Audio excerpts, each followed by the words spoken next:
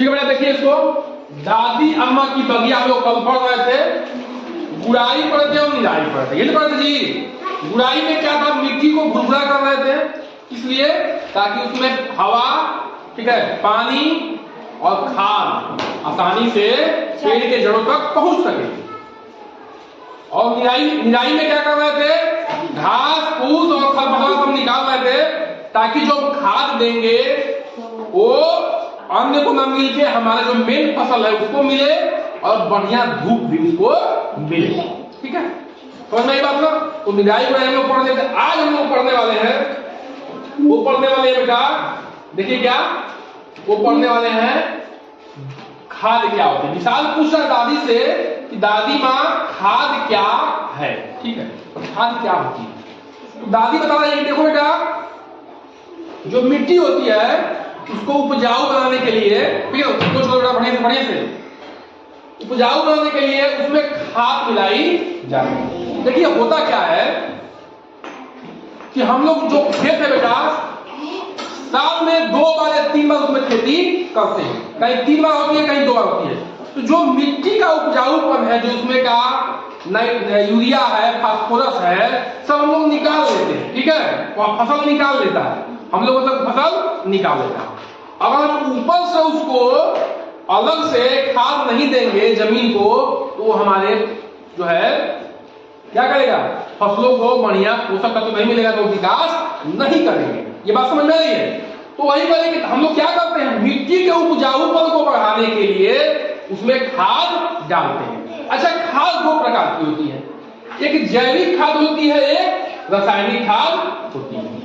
जैविक खाद में क्या करते हैं बेटा कि गोबर हो गया, चाहे वो गाय भैंस बकरी जिसका भी हो, ठीक है, नीम और सरसों की खली हो गई, खली जानते हो जो सरसों पिला के आता है, खाद खली देखे हो ना उसको, फल सब्जियों के छिलके हो गए, बचा हुआ खराब भोजन हो गया, चाहे पत्ती अंडा का फूल हो गया, उसको क्या करते हैं, एक गड्ढा खोदते हैं और उसमें डाल के ढक देते हैं। कुछ दिन के बाद क्या होता है, सड़ गल के खाद बन जाती है, फिर उसको निकालते हैं और खेतों में डालते हैं, उसको कहते हैं कंपोस्टिंग। यानी कि जो ये चीजें हम डाल के उसको खाद में कन्वर्ट कर रहे हैं, उसको कंपोस्टिंग कहते हैं। वो क्या करती है, हमारे जमीन को जैविक तरीके से, यानी कि नुकसान हमारे शरीर को नुकसान नहीं होगा और उपजाऊ बनाती है। लेकिन रासायनिक खादों की अपेक्षा थोड़ा सा इनकी क्या होती है, मजबूती कम होती है। रासायनिक खाद क्या होती है, हम लोग बाजार में जाते हैं, फट से यूरिया खरीदते हैं, अमोनियम सल्फेट खरीदते हैं, डाई अमोनियम फॉस्फेट खरीदते हैं, लाते हैं, फटाफट जो है खेत में डालना चालू करते हैं। ये रासायनिक खाद कहाँ बनती है, कारखानों में बनती है। ठीक है, ये हमारे दुकानों पे जो मार्केट है, बाजार है, वहां दुकानों पे ये सब खादें मिलती है। ठीक है बेटा, तो हम ये समझ पाए खाद क्या होती है, खाद उपजाऊ बनाती है मिट्टी को, और जैविक खाद होती है और रासायनिक खाद होती है। ठीक है बेटा, अगला क्या है, विशाल पूछा दादी से कि गमले धूप में क्यों रखे हैं दादी माँ। ठीक है, तो दादी माँ क्या कर रही है कि पौधों को धूप और हवा की आवश्यकता होती है। धूप नहीं मिलेगी और हवा से क्या निकालता है, कार्बन डाइऑक्साइड, वो नहीं मिलेगा, तो क्या होगा, पौधा अपना भोजन नहीं बना पाएगा, साथ में उसको जड़ में पानी भी चाहिए, इसीलिए पौधे को हम सुबह शाम पानी देते हैं। फिर बच्चा पूछ रहा है कि अच्छा दादी माँ, हम लोग तो गमले की रखवाली करते हैं, धूप से बचाते हैं, फिर बहुत ज्यादा कोहरा पड़ गया, ओले पड़ गए तो उसको अंदर रख लेते हैं, लेकिन जो सड़कों के किनारे नीम बबूल के पेड़ लगे हुए उनको कौन बचाता है।